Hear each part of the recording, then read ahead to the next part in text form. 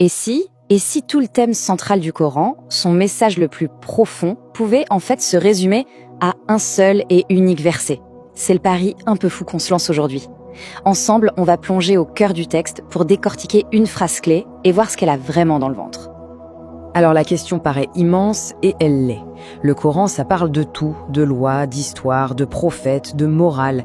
Mais quel est le fil conducteur? Qu'est-ce qui relie tous ces points? C'est exactement ça la question qui va nous servir de boussole. La clé de l'énigme, en réalité, se trouve dans la connaissance du divin. Et pour ça, il existe un indice, une sorte de passe-partout. Un verset bien précis qui contient en quelque sorte l'ADN de tout le message coranique.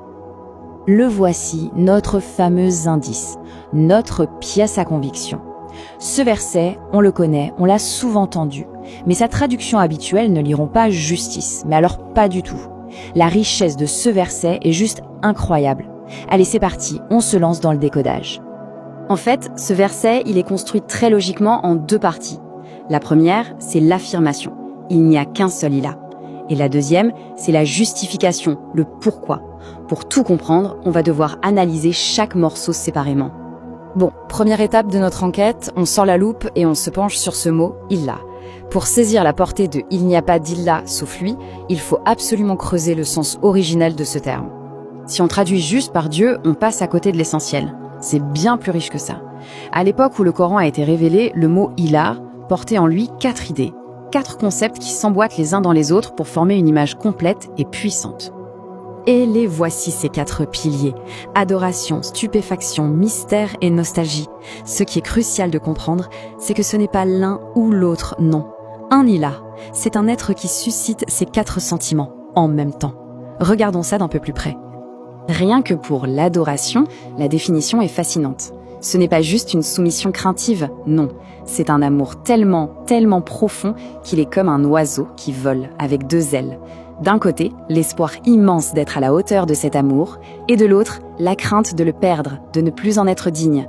C'est cet équilibre qui crée la puissance de l'adoration. Donc, si on récapitule, voilà le portrait robot d'un Ilal.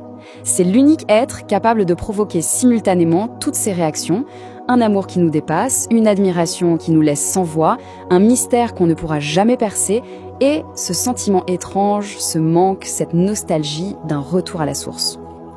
Ok, on a bien défini ce qu'est un ilah. Super. Maintenant, attaquons la deuxième partie du verset.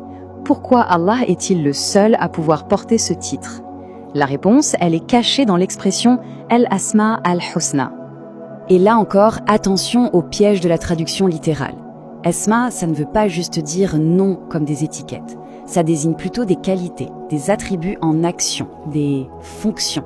Et husna, ce n'est pas juste beau au sens esthétique, c'est parfait, sans le moindre défaut, et surtout conforme à la réalité. C'est-à-dire que ces fonctions sont réelles, elles ne sont pas juste une idée. Donc, si on met les deux bouts ensemble, l'idée devient limpide.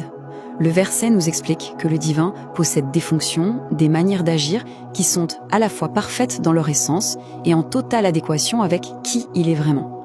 Il n'y a aucun décalage entre son être et son action.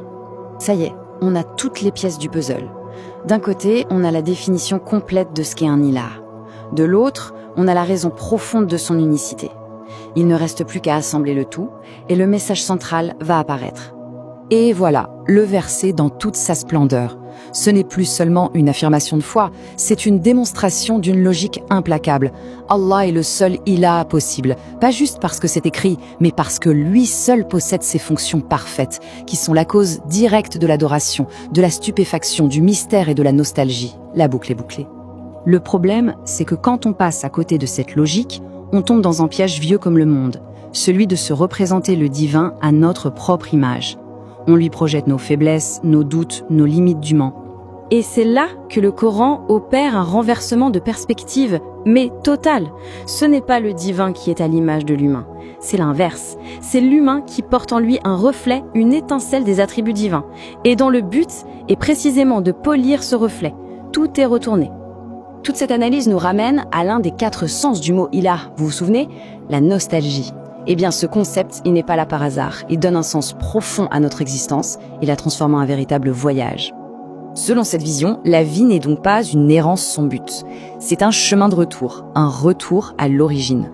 Ce sentiment de manque qu'on peut parfois ressentir, cette fameuse nostalgie, ce serait en fait le moteur, le carburant qui nous pousse à avancer sur ce chemin pour nous rapprocher de la source.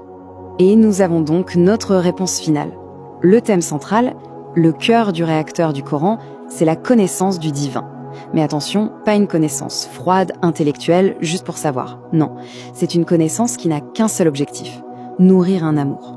Un amour si profond, si total, qu'il devient le véritable centre de gravité de l'existence.